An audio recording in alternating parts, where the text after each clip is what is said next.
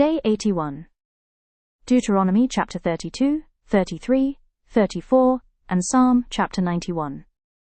On this day we will complete one more book of the Old Testament. Congratulations on coming this far. It takes grit and grace. Please keep it up. There is something deeply human about forgetting. Forgetting where help came from. Forgetting who carried us. Forgetting the very one who formed us. And this is where our story begins. Moses, an old leader nearing the end of his journey, gathers the people. His voice is not just that of a man, it carries urgency, warning, love, and truth. He sings a song, not for entertainment, but for remembrance, and in that song comes a piercing question. Is this the way you repay the Lord, you foolish and unwise people? Is he not your Father, your Creator, who made you and formed you? Pause for a moment. Not them, not those people. You, me, today. Because if we are honest, many of us are beneficiaries of God's goodness, but not always responders to his heart. We wake up, breathe, move, plan, achieve, and sometimes forget the very one who made it all possible. Moses goes on to remind the people that the Lord alone led him. No foreign god was with him. There were no backup systems, no alternatives, no plan B gods, just God. And yet, the same people who were led by God alone, slowly began to depend on other things, visible things, comfortable things, controllable things. Isn't that still our struggle today? We say we trust God, but we lean on money, we depend on connections, we cling to human validation. And God is asking, when did I stop being enough for you? Misplaced dependence doesn't always look like rebellion.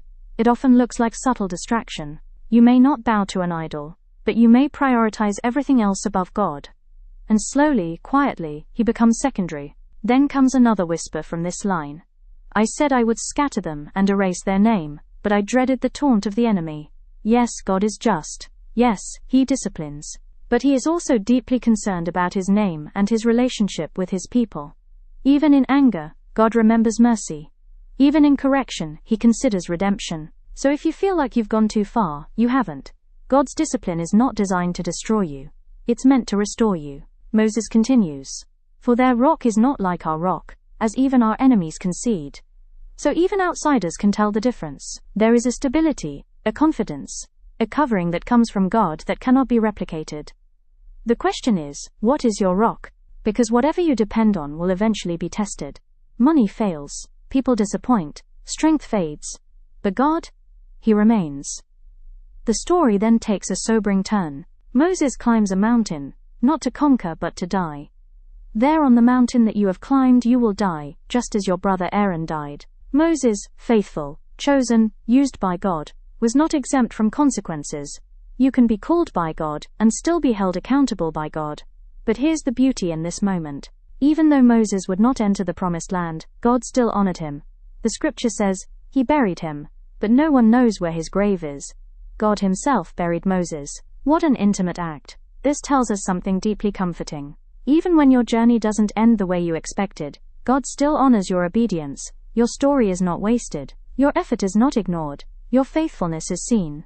The next whisper comes as a blessing. Bless all his skills, Lord, and be pleased with the work of his hands. Did you catch that?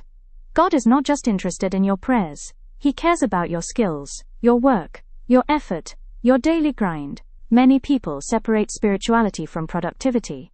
But here, we see that God delights in the work of your hands. So whether you are teaching, building, managing, creating, or leading, invite God into it. Because when God blesses your skills, ordinary work becomes extraordinary impact. And then comes this powerful assurance. The bolts of your gates will be iron and bronze, and your strength will equal your days. In simple terms, you will have the strength you need, when you need it. Not all at once, not in advance, but daily strength for daily battles. So if today feels heavy, if tomorrow feels uncertain, hold on. God has already provided strength for that day. You just haven't arrived there yet. Finally, as we step into Psalm chapter 91, let's focus on the verse that reads, He is your shield and helper, and your glorious sword. God is not distant. He is actively involved in your protection, not just watching, but shielding. Not just observing, but helping. Then comes a vivid image. You will tread on the lion and the cobra. This is not just about physical danger. It represents hidden threats and visible fears. The lion is obvious, loud, aggressive, intimidating. The cobra is subtle. quiet, deceptive, deadly. And God is saying, you will overcome both, the battles you see, and the ones you don't. It is not just for everyone casually. It is for those who dwell in God.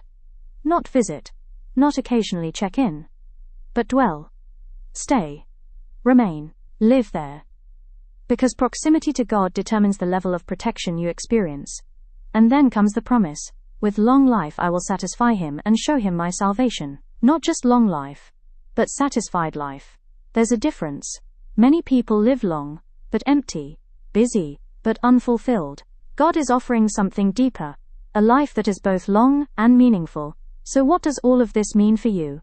It means, don't take God's goodness for granted. Don't replace him with temporary things. Trust him as your only rock. Stay faithful, even when the outcome is unclear. Invite him into your daily work. Depend on his strength daily. And most importantly, dwell in him. Because at the end of it all, the safest place to be is not in success, not in comfort, not even in certainty, but in God. If God has been good to you, respond. If he has been faithful, return. If he has carried you, acknowledge him. Because the same God who led them then, is still leading today, and he is asking just one question. Am I still your rock?